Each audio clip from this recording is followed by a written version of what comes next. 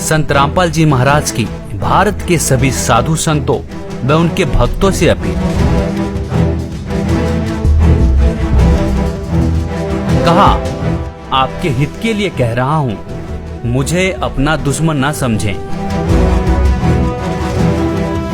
दास इनके हित में कह रहा है, कोई इनका दुश्मन नहीं है, एक मित्र के रूप में काम कर रहा हूं सबके। इस दास के अतिरिक्त विश्व में इन मंत्रों के देने का कोई अधिकारी नहीं है। और डुप्लीकेट आप चाहे पासपोर्ट बनवा लो, चाहे लाइसेंस बनवा लो, जब जिसकी आवश्यकता पड़ेगी जब पता चलेगा तो उसमें बहुत देर हो चुकी होगी। कब पता चलेगा? जब आप संसार छोड़ कर जाओगे और धर्मराज के दरबार में जब डुप्लीकेट लाइसेंस दिखाओगे, मैंने उस गुरु से नाम ले रखा था, ये पासपोर्ट दिखाओगे, आप भी दोषी और बनाने वाले की भी गर्दन वही पकड़ी जाएगी।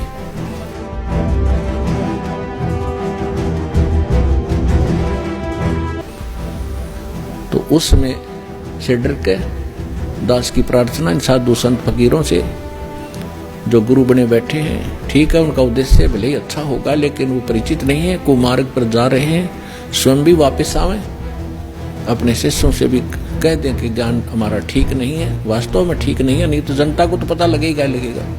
ऐसा कहने से ये संत अब बाहर मुक्त हो जाएंगे जो आज गुरु बने बैठे हैं, झूठे पासपोर्ट बना रहे हैं, अंत में इनको बड़ी भयंकर मार पड़ेगी। दास इनके हित में कह रहा है, कोई इनका दुश्मन नहीं है, एक मित्र के रूप में काम कर रहा हूं सबके। आज भले इनको कोई अपने स्वार्थ गलत लगता हो, जैसे गोरखनाथ जी को परमात्मा मिले थे, गोरखनाथ जी ये आज काल के तो कोई संत नहीं है जिनको हम संत माना करते थे। गोरखनाथ जी में इतनी शक्ति थी, एक पहाड़ को सोना बना दिया था अपने वचन से, गोल्ड का, और अपने गुरु मच्छिंद्र नाथ उसका 100 फूंक दिया था, उसकी अस्थि इकट्ठी करके और उसको अपने वचन से शरीर बना दिया था, और वो आत्मा मच्छिंद्र नाथ की फिर उसमें प्रवेश करती थी, और फिर भी बोला हुआ था, फिर भी मोक्ष नहीं था उसका। अपने आत्माओं तब परमात्मा मिले थे उनको, और कहा था कि गोरखनाथ में सभी का गुरु हुआ, सबका एकमात्र गुरु मैं हूं पूरे विश्व में। ये संत भाषा है, क्योंकि ये पद्य भाग के अंदर अपने राग के अनुसार बोला जाता है। कहा कि गोरखनाथ में सबन का गुरु हुआ।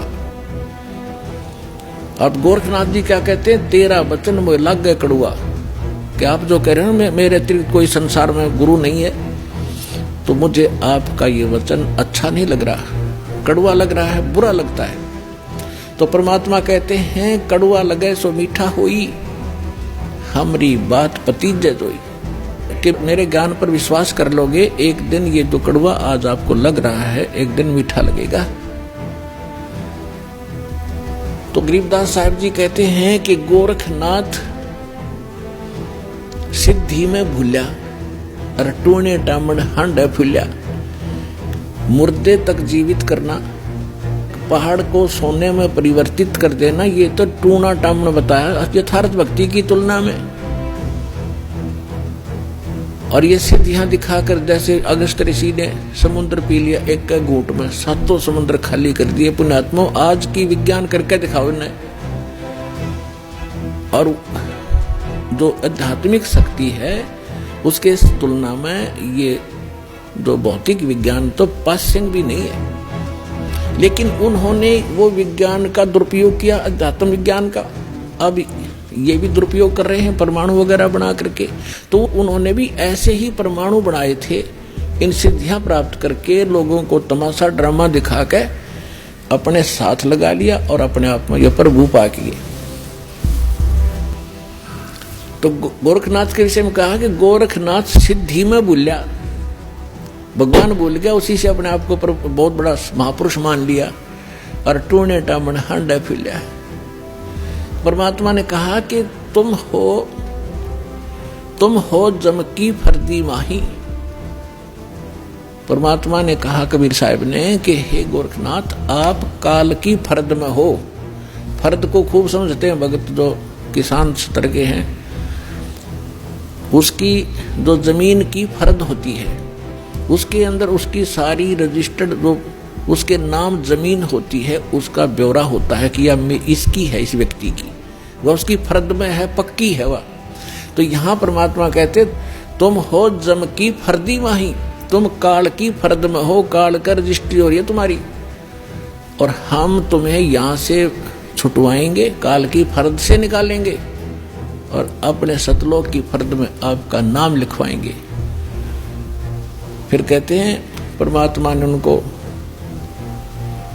गोरखनाथ जी को भी शरण में लिया, उनकी काफी कोशिश की, अपनी सिद्धि शादी दिखाकर परमात्मा ने सब कैंसिल कर दी उसकी सिद्धि। तब उस प्यारी आत्मा ने परमात्मा को स्वीकार किया। तो कहने का भाव यह है, दास जो आज ज्ञान दे रहा है, वैसे किसी को कड़वा लगे, एक दिन समझ में आओगी ना जब बात, आपने बहुत बढ़िया लगेंगी सारी कहानी।